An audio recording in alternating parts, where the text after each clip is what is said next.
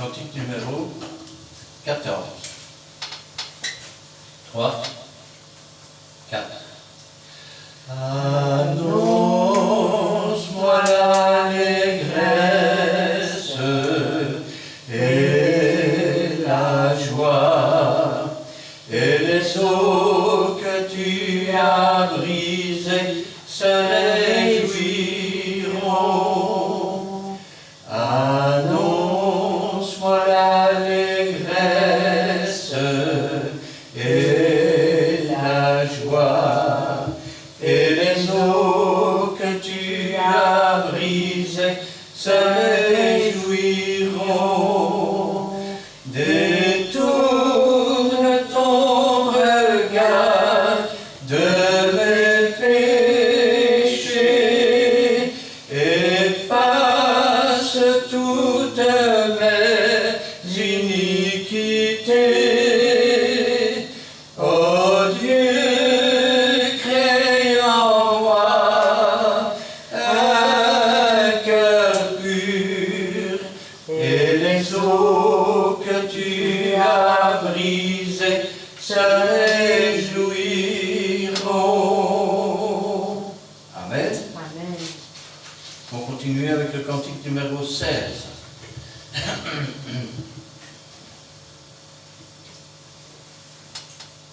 Trois, 4. À nouveau réunis pour louer le Seigneur, à nouveau réunis d'un même cœur, à nos besoins il répond.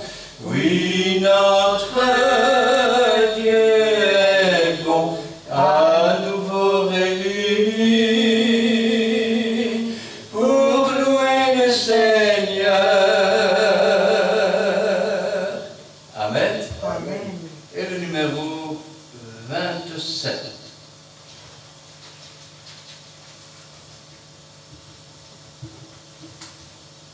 Nous chanterons en 2 octaves. 3, 4. Bénissez l'Éternel, bénissez l'Éternel, que tout ce qui est en moi bénisse son nom. Bénissez l'Éternel, bénissez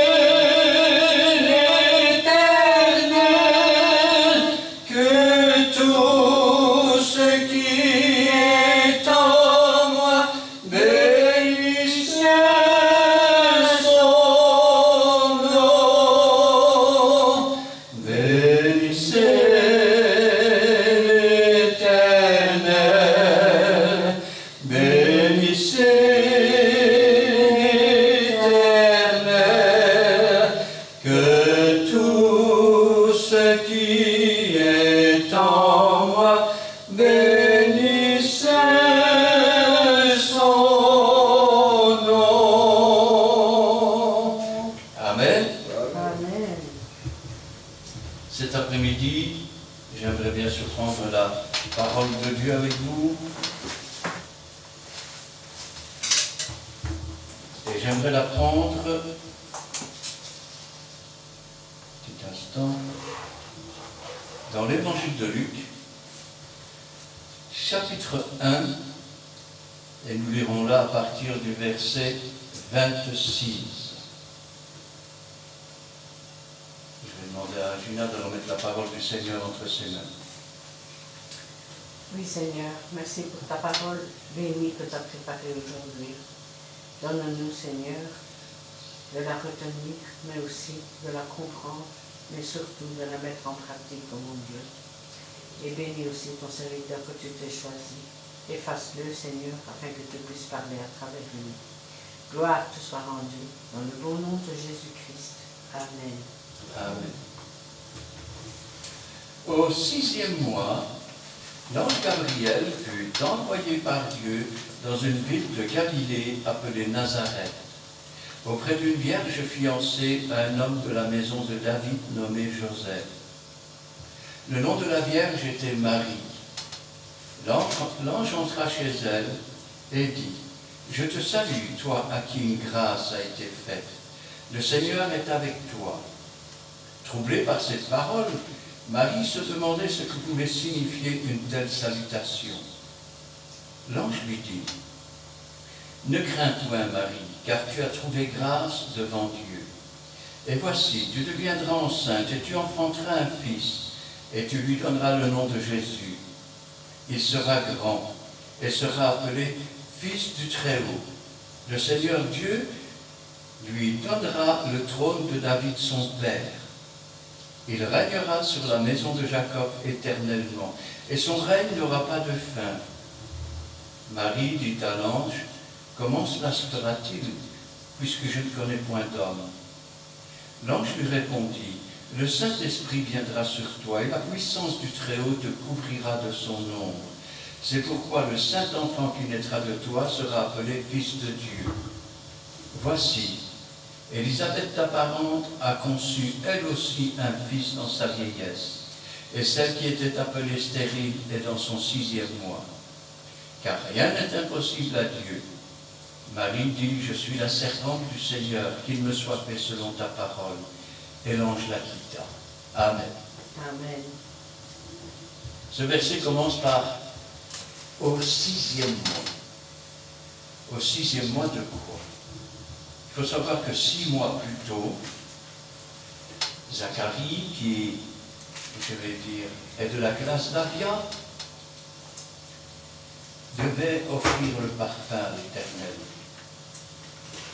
Et pendant qu'il offrait le parfum à l'Éternel, l'ange lui est apparu et lui a dit qu'il allait avoir un fils, qu'il devrait appeler cet enfant Jean. Mais Zacharie n'a pas cru à la promesse. Les gens attendaient dehors le temple et ça commençait à sembler long. Donc il est sorti de là, la parole du Seigneur commençait à s'accomplir et il leur fit des signes. Ils comprirent qu'il s'était passé quelque chose, qu'il avait une vision, mais ils ne savaient pas quoi. Et puis peu de temps après, sa femme qui était stérile, qui était âgée, est devenue enceinte. Les mois se sont écoulés. Et 6 mois plus tard, l'ange qui se tient auprès de l'Éternel, l'ange Gabriel, a été envoyé par Dieu dans une ville appelée Nazareth, auprès d'une vierge fiancée à un homme de la maison de David nommé Joseph. Il faut savoir que les fiançailles, ça ne voulait pas dire comme aujourd'hui, par exemple, quand on se fiance, on fait, je vais dire, une fête, et puis le fiancé, la fiancée s'embrassent, on ne sait pas. À l'époque, les parents faisaient un contrat. Et à partir du moment où le contrat, où la promesse de mariage était faite, où les dots étaient payés, l'enfant était fiancé à l'homme qui avait été choisi. Dans son cas, c'était Joseph. Ça veut dire que Marie n'avait aucune relation avec Joseph. Le contrat était fait entre les familles, et lorsqu'elle aurait eu l'âge nécessaire, eh bien, son fiancé lui aurait été présenté avec son contrat à la main. Mais voilà, au 6e mois, l'ange Gabriel vient auprès d'une vierge. Cette vierge, elle est fiancée à un homme de la maison de David, qui est nommé Joseph. Le nom de la vierge était Marie. Si nous regardons attentivement les généalogies, nous verrons qu'il y a des généalogies qui ne se ressemblent pas. Pourquoi? Parce qu'il y a la généalogie qui part de Salomon et qui arrive jusqu'à Joseph, qu'on appelle la lignée royale. Puis il y a la lignée légale, qui elle part à l'envers, de Marie jusqu'à David. en sorte que ces deux groupes ont été séparés familialement pendant plusieurs dizaines de générations, avant que l'heure ne soit venue et que Marie ne soit fiancée à Joseph. L'ange va entrer chez elle et regardez ce qu'il va lui dire. Je te salue. Alors j'attire l'attention si vous dites être catholique. L'ange ne lui dit pas « Je te salue Marie pleine de grâce ». Pourquoi? Parce que ça voudrait dire qu'elle a des grâces à distribuer. Or, je rappelle que Marie était une jeune fille vierge, sage, spirituelle, à qui l'honneur a été fait de recevoir une grâce. Et cette grâce, c'est celle de porter en son sein le Seigneur Jésus. Alors, le nom de la Vierge était Marie. L'ange entra chez elle et dit « Je te salue, toi à qui une grâce a été faite. » Et il ajoute « Le Seigneur est avec toi. » Voilà une chose qui est, je vais dire, et qui montre la spiritualité de cette jeune fille. Pour que le Seigneur soit avec elle, il faudrait d'abord qu'elle soit avec le Seigneur.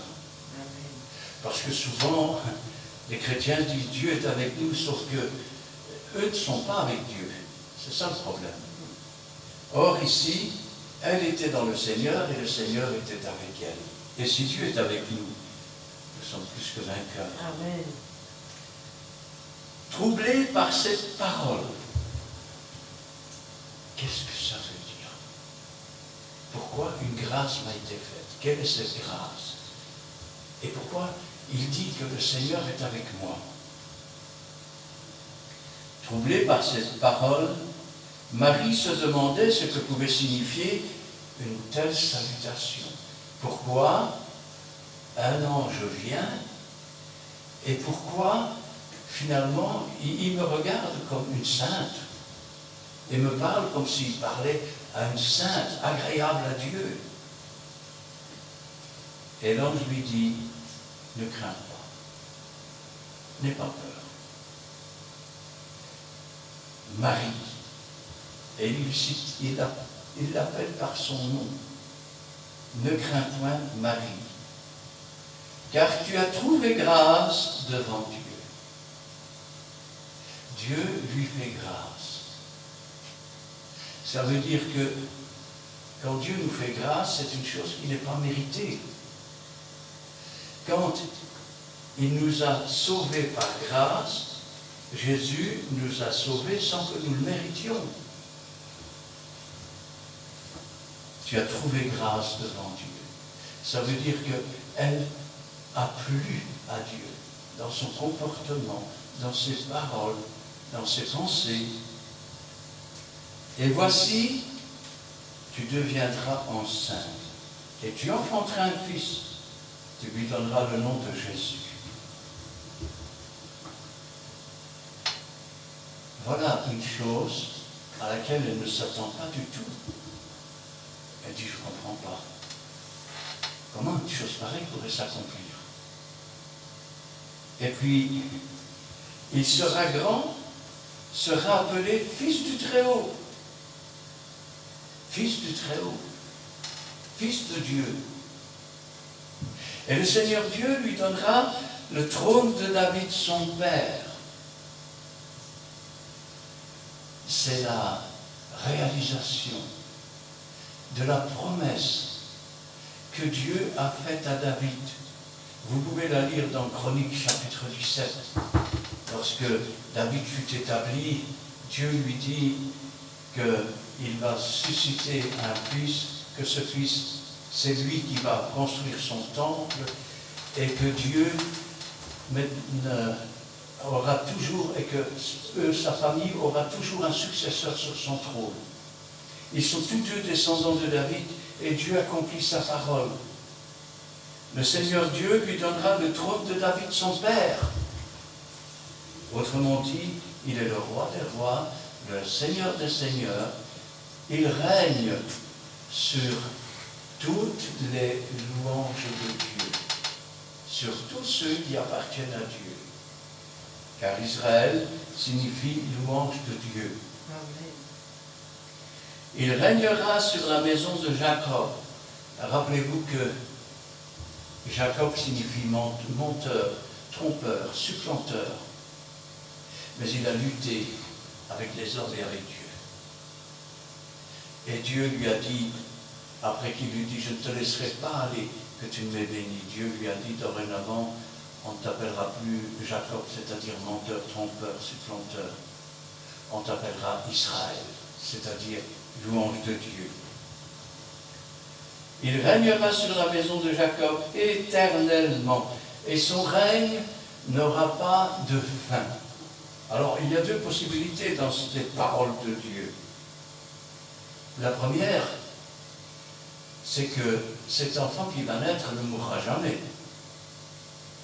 La deuxième, c'est celle que nous connaissons, c'est qu'il va être celui qui vient au secours des veuves, des orphelins. Il est celui qui va apprendre et faire apprendre à connaître qui est Dieu réellement, quelle est sa bonté, sa miséricorde, qui va mourir sur une croix du calvaire, mais son règne n'a pas de fin, puisqu'au troisième jour, il est ressuscité, il s'est levé d'entre les morts, pour s'asseoir à la droite de Dieu, et pour devenir notre avocat auprès du Père. Le Seigneur lui donnera le trône de David, son père. Il régnera sur la maison de Jacob éternellement, et son règne n'aura pas de fin. Marie, qui est une jeune fille, toujours vierge, elle ne connaît pas d'homme. Bon, elle est bien fiancée, mais son fiancé, il est là quelque part. Il paraît qu'il s'appelle Joseph. Elle devra le rencontrer un jour, se marier avec, avoir des enfants. Le contrat est fait, le contrat est signé. Mais voilà, Marie n'a jamais couché avec un homme. Marie n'a jamais eu d'aventure avec un homme. Vous savez, en parlant de cela, il y a 150 ans d'ici environ,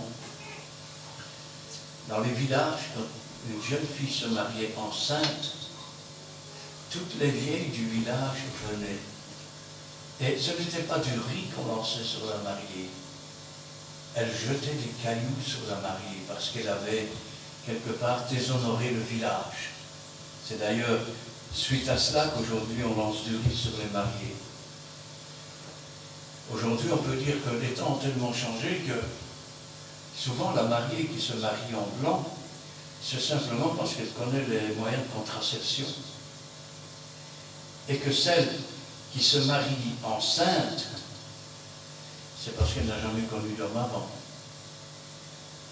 Alors, l'ange lui a dit qu'elle deviendrait enceinte.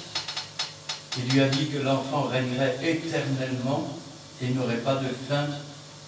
Marie se pose encore des questions.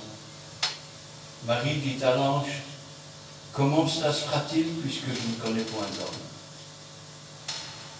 Et l'ange lui répondit, le Saint-Esprit viendra sur toi et la puissance du Très-Haut te couvrira de son ombre.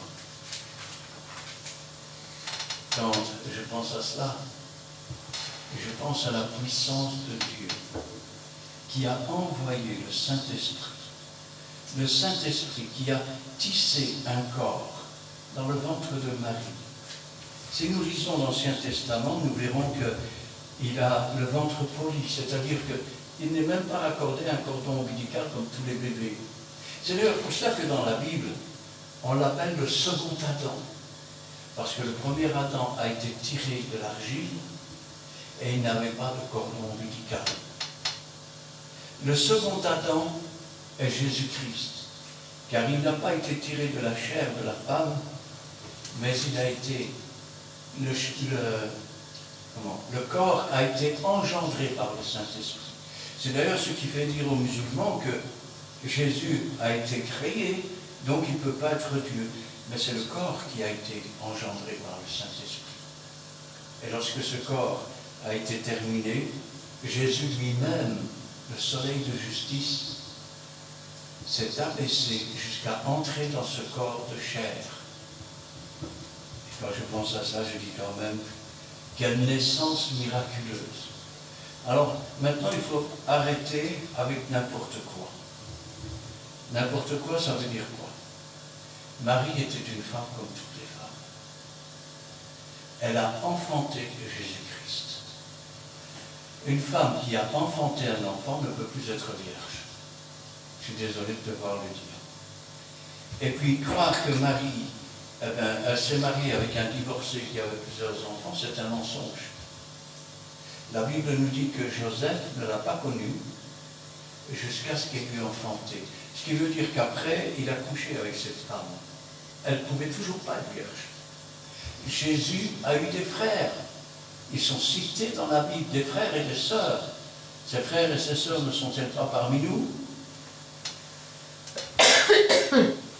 Alors oui, c'est une femme exceptionnelle, dans la mesure où elle est vierge, elle est sainte, elle est pure, elle marche avec Dieu, et Dieu l'a choisie pour porter celui que l'on appellera le Messie.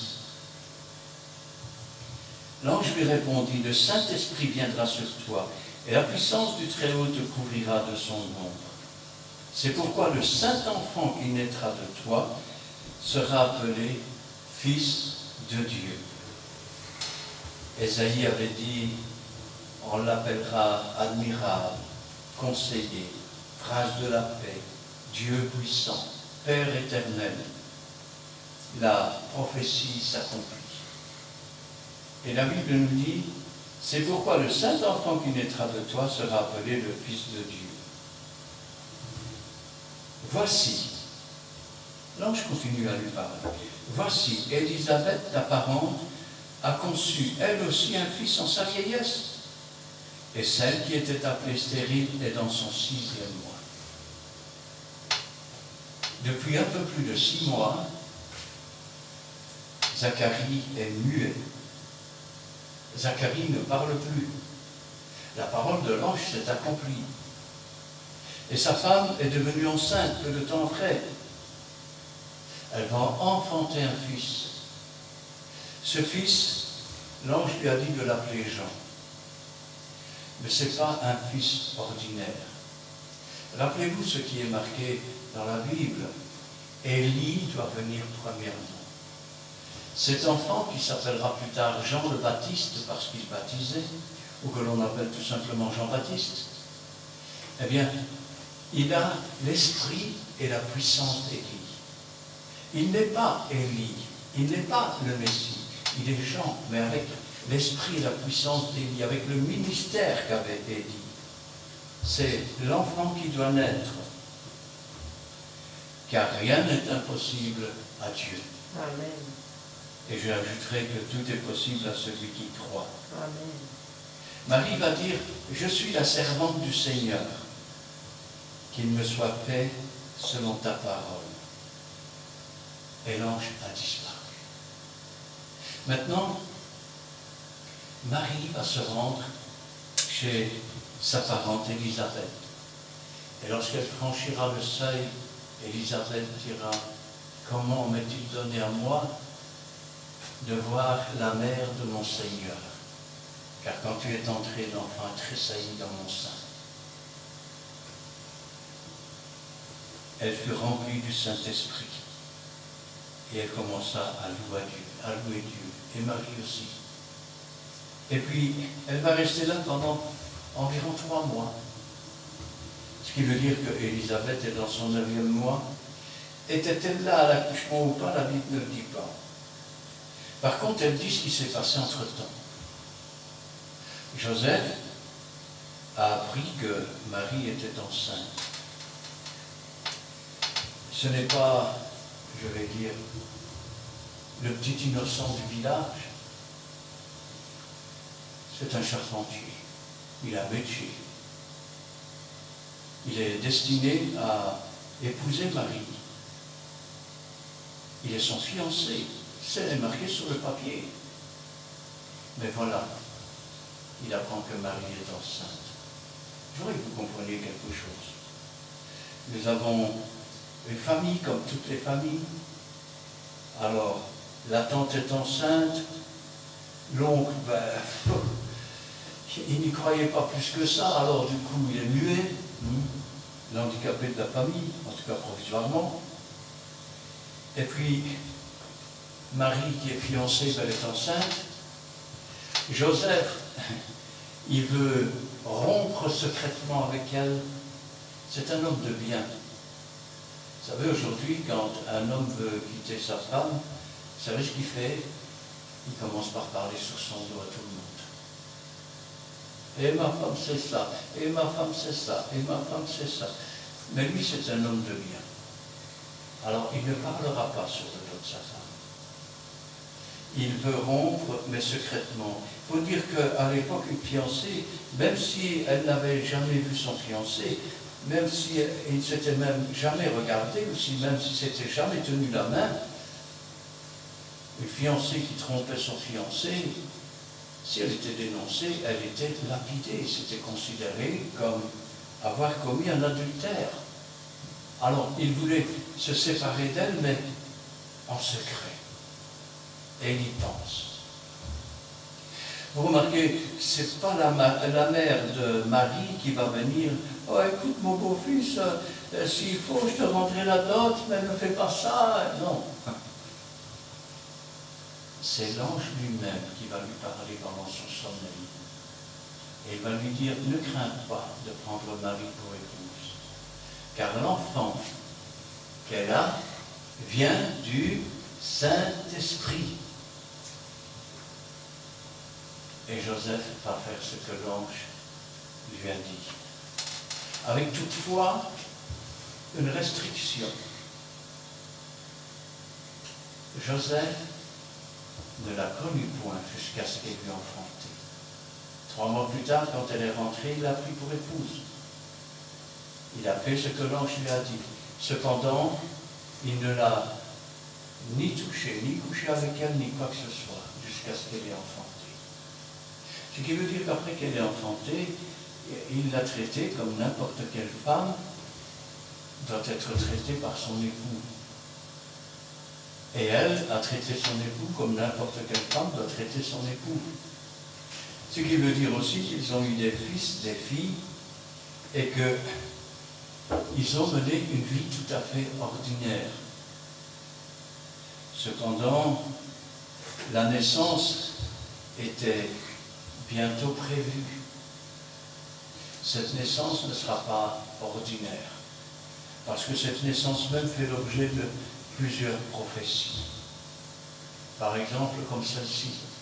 Et toi, Bethléem Ephrata, tu ne certes pas la plus petite des villes, car de toi naîtra un chef qui paîtra mon peuple Israël. Ou encore, en parlant de ce que Hérode va faire, on a entendu des cris, des pleurs à Rama, c'est Rachel, elle ne veut pas être consolée, parce que ses enfants sont morts. Ou encore, que j'ai appelé mon fils hors d'Égypte. Nous allons voir que cette naissance n'est pas une naissance ordinaire. Nous avons un Seigneur qui a connu la mère célibataire, si on peut parler comme ça, qui a connu le scandale du fils qui n'est pas vraiment le fils du père. Et puis, ils ont connu le fait d'être des émigrants en allant en Égypte. Le fait aussi d'avoir connu des massacres pendant qu'Hérode, le roi lui-même, voulait tuer Jésus.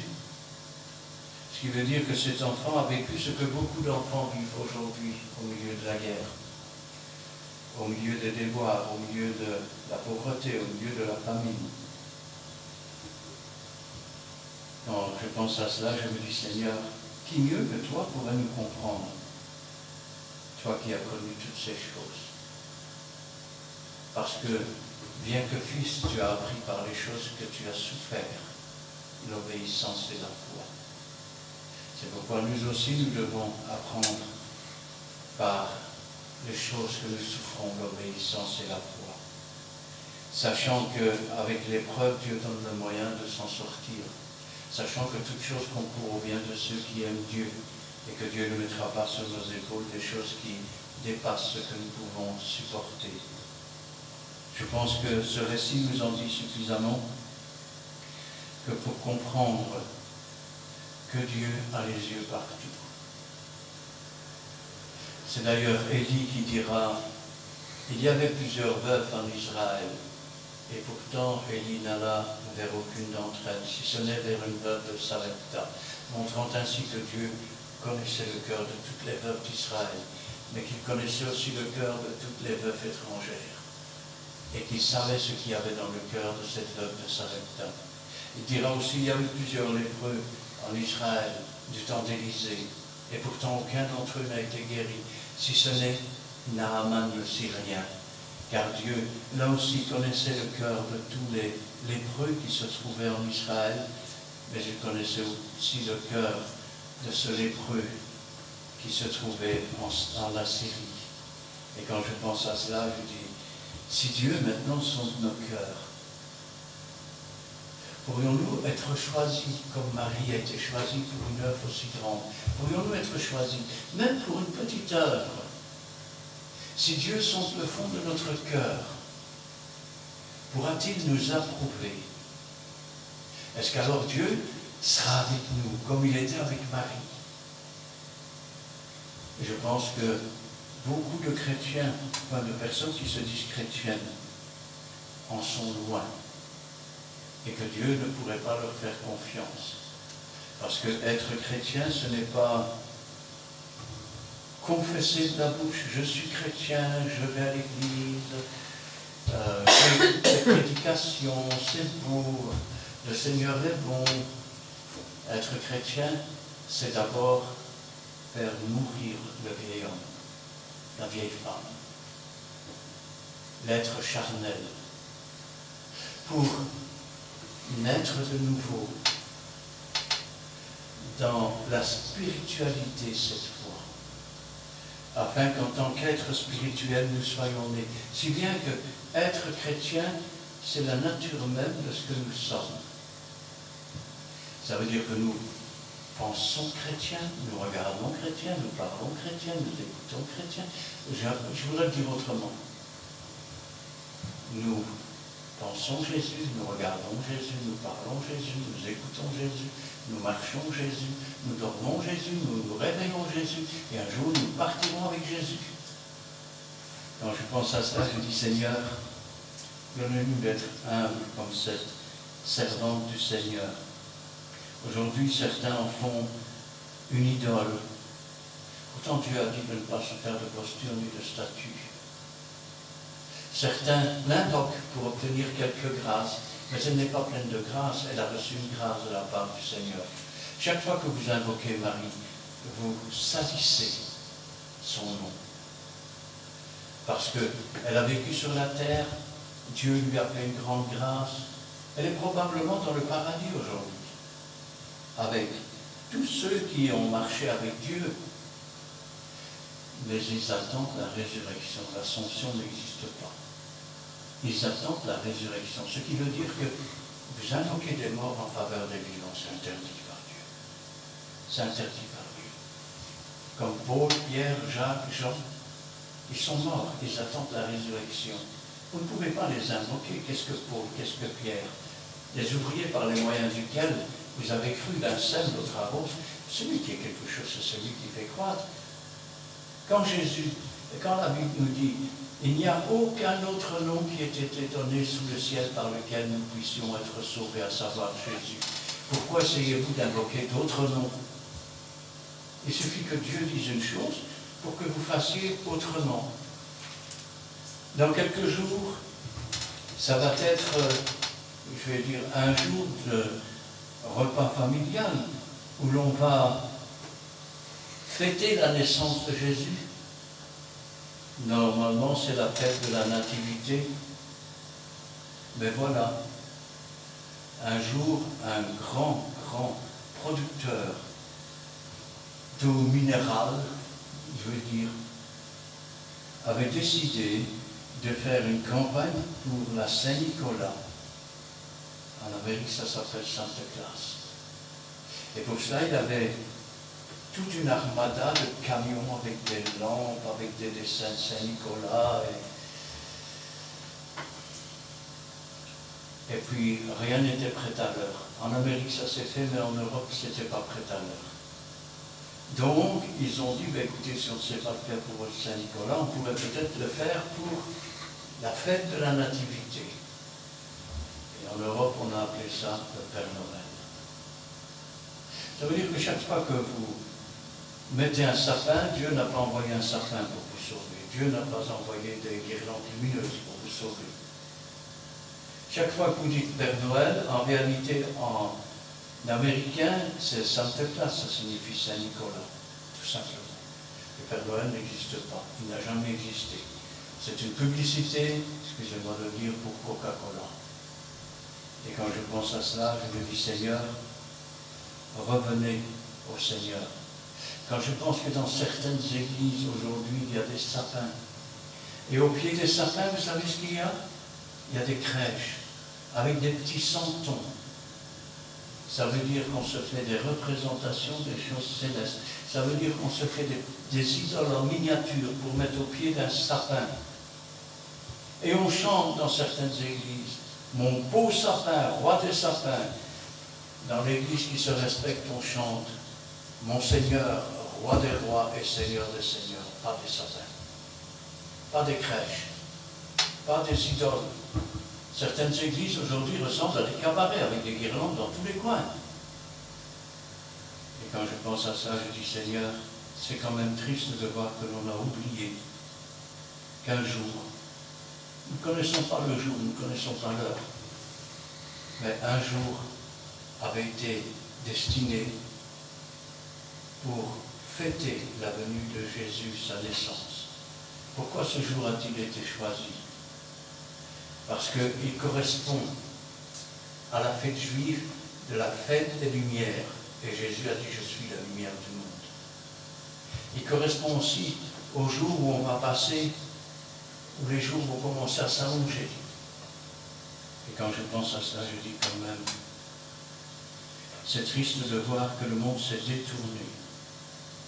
Même dans les États, il paraît qu'on est un État laïque, eh bien ce n'est plus les vacances de Noël, ce n'est plus les vacances de la Nativité, c'est les vacances d'hiver.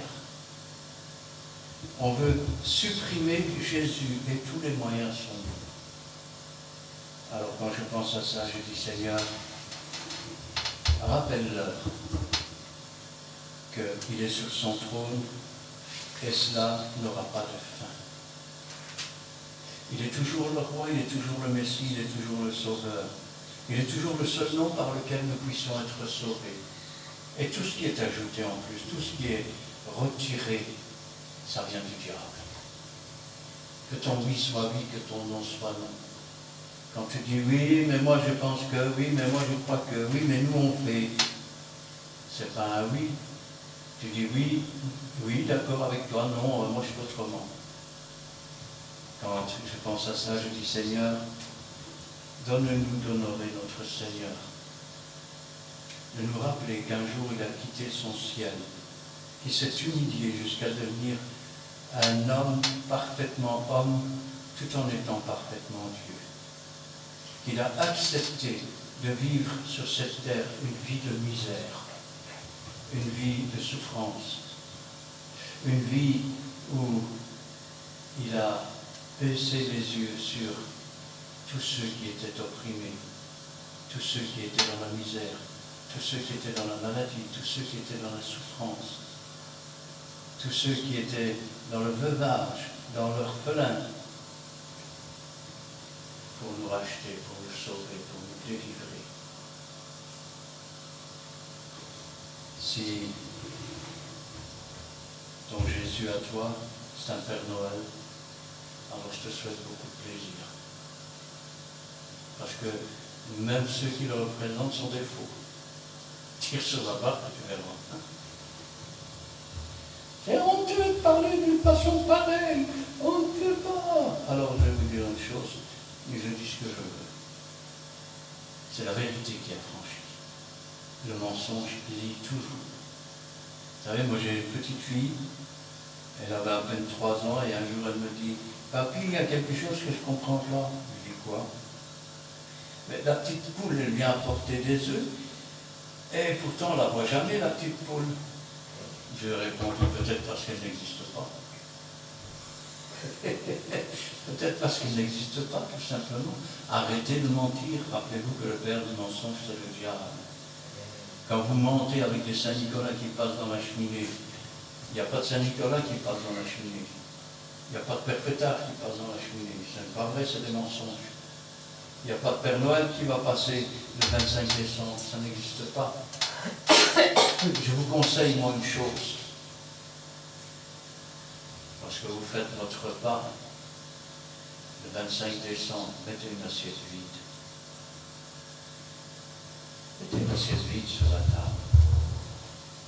Montrez qu'il y a quelqu'un qui n'est pas présent. Quelqu'un que vous attendez. Quelqu'un que vous êtes prêt à recevoir. Et vous verrez qu'un jour, le Seigneur se présentera. Oh, il ne se présentera pas sous la forme d'un ange, ou on ne sait pas comment, mais vous verrez qu'un jour, le Seigneur se fera connaître à vous. Et là, vous saurez que celui que vous attendez depuis des années est venu. Que vous pourrez retirer l'assiette parce qu'il mangera avec vous et vous avec lui. Amen. Amen. Nous allons prier. Éternel, notre Dieu, notre Père, nous te louons, nous te rendons grâce. Béni sois-tu, gloire à ton nom. Nous voulons nous souvenir, Seigneur, que dans ce 25 décembre, c'est la fête que l'on appelle la Nativité ou fête des Lumières. Nous voulons nous souvenir, Seigneur, que tu es la lumière du monde. Nous ne savons pas le jour où tu es né, ni même l'heure. Nous ne connaissons pas le jour où tu es mort, ni même l'heure. Mais ce que nous savons, Seigneur, c'est que tu es venu. C'est que tu as tout accompli. C'est qu'aujourd'hui, il n'y a plus rien à accomplir, si ce n'est que d'accepter tout ce que tu as fait pour nous, afin que nous soyons rachetés, afin que nous soyons délivrés, afin que nous puissions être réintégrés dans la spiritualité et que nous puissions faire mourir cette chair qui nous a tenus tant esclaves. Même quand l'esprit était bien disposé, la chair était père. C'est pourquoi, Seigneur, nous te louons, nous te rendons grâce. Nous te remercions pour ton amour, pour ta patience, pour ta miséricorde. Que toute la gloire t'en revienne. Gloire au Père, gloire au Fils et gloire au Saint-Esprit. Amen. Amen. Merci Dieu Tout-Puissant pour ta parole. Merci Seigneur de nous. Ne cesse pas de nous alimenter avec ta Saint avec ta parole de Dieu. Te bénissons afin que Père Saint, ton nom soit élevé, soit glorifié. Merci pour l'instrument que tu as choisi. Bénis Père Saint. De chaque fois que je t'entends, merci de nous avoir béni aussi. L'oreille spirituelle Père Saint. Comprendre ainsi Dieu. Oh Dieu Tout-Puissant, pour ta miséricorde, Père Seigneur, tes bénissions te glorifient encore une fois, parce que tu as plané notre chemin de retour. Tu as béni notre chemin de retour comme Marie. Oh Dieu Tout-Puissant, nous pouvons te laisser cette prière dans le nom précieux de notre Seigneur Jésus-Christ. Amen. Amen. Merci Seigneur pour ta présence. Merci pour ta parole aujourd'hui. Parole à travers laquelle tu nous relates le récit où l'ange Gabriel s'est adressé à la Vierge Marie pour porter l'enfant Jésus-Christ, notre Sauveur. C'est vrai, il n'y a rien de plus beau que le nom de Jésus, car c'est le Fils du Très-Haut. Il est le Roi des rois, le Seigneur des seigneurs. Et tu nous demandes d'être vrai devant toi et d'agir selon la vérité dans toute la lumière. Apprends-nous, Seigneur, à être humbles. Apprends-nous à t'obéir dans les petites choses comme dans les bonnes choses et faire ta volonté dans toutes les circonstances qui se présentent à nous. Mets sur nos lèvres, Seigneur, les paroles de la vie et éloigne-nous, Seigneur, de tout ce qui n'est pas de toi, Seigneur. Éloigne-nous du mensonge, afin que nous restions sur le bon chemin, dans toute ta lumière, dans toute ta vérité. Merci, Seigneur, car tu veux ce qui est de meilleur pour chacun de nous. Nous qui te sommes fidèles, nous qui sommes tes enfants, et toi qui es notre Père. Interviens, Seigneur, pour cette fin d'année, Seigneur. Agis, Seigneur, dans tous ces cœurs qui ne te connaissent pas. Interviens pour tous ceux qui te sont fidèles. Fais-les grandir en toi, pour toi et par toi, à travers ta parole qui est vraie. Et donne-nous, Seigneur, d'accomplir, Seigneur, ce que tu nous demandes, Seigneur, afin, Seigneur, que ceux qui ne te connaissent pas, ceux qui sont dans l'ombre, dans les ténèbres, puissent venir à toi, Seigneur, et être délivrés et être sauvés, Seigneur. Merci, Seigneur, pour tout, car tu es un tendre Père qui nous aime tous d'un amour éternel. Et nous voulons aussi t'aimer comme toi-même tu nous as aimés le premier. Interviens, Seigneur, pour toutes les demandes, les prières et les cas spéciaux. Et interviens aussi, Seigneur, pour tous ceux qui souffrent dans ce monde, mon Dieu. Gloire, honneur, puissance soit rendue dans le siècle des siècles. Amen. Amen. Amen. Amen. Eh bien, nous terminerons avec le cantique numéro 105. 105. Mais avec le 5.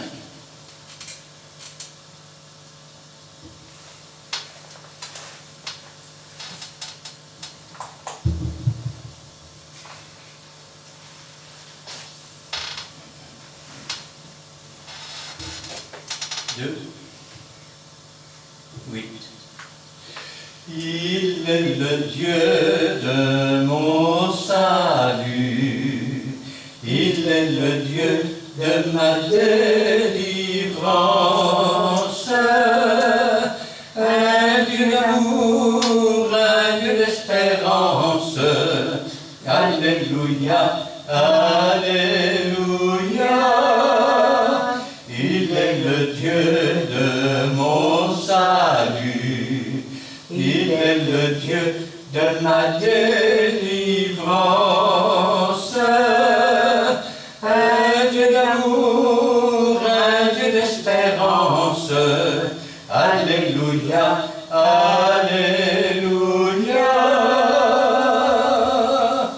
Amen. Amen. Que l'Éternel te bénisse et qu'il te garde. Que l'Éternel fasse luire sur toi sa face et qu'il t'accorde sa grâce. Que l'Éternel tourne sa face vers toi et qu'il te donne la paix. Amen Amen. et Amen.